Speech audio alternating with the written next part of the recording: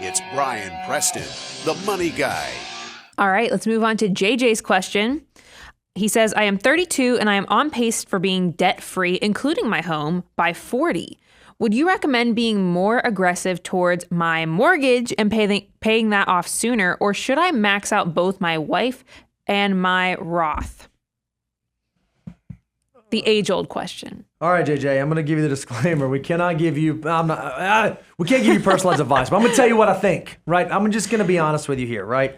If you're 32 years old and you're on pace to be debt-free by 40, that's awesome in terms of showing how disciplined you are. You're willing to make some decisions that other people aren't willing to make. You're willing to do things that other people aren't willing to do. But here's what I want you to do. I want you to go to our website, moneyguy.com/resources. And we have a deliverable out there. It's totally free that shows how powerful your dollars can be. And for a 32-year-old, I want you to go see how powerful every dollar that you can invest for the future can be.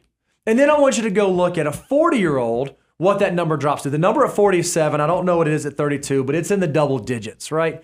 What you're basically trading right now in order to be debt-free is getting rid of some of the most powerful dollars in your army of dollar bills.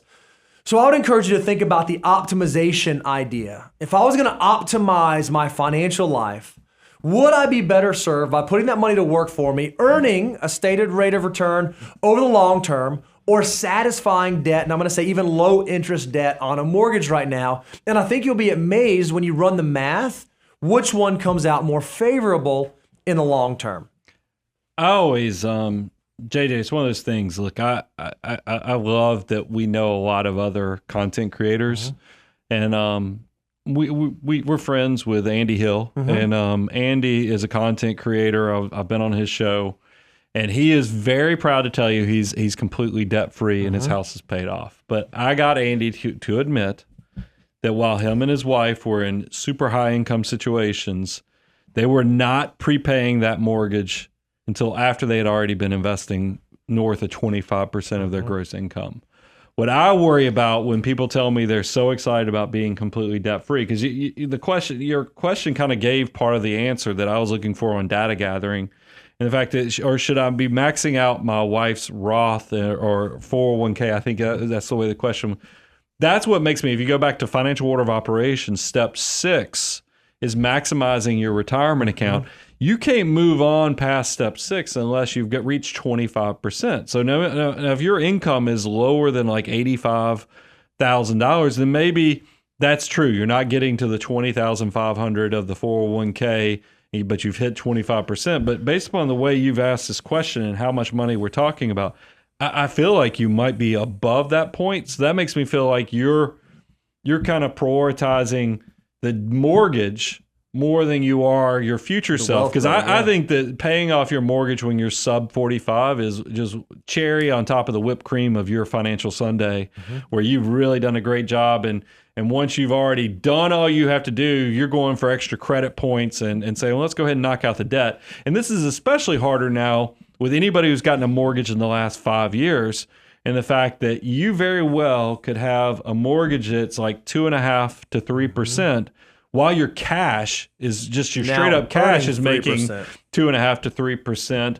The opportunity cost is so slim on that it's just like, what are you gaining? I get the peace of mind. And that's why I always say there's 2 components to risk, because we hear people bring up risk all the time.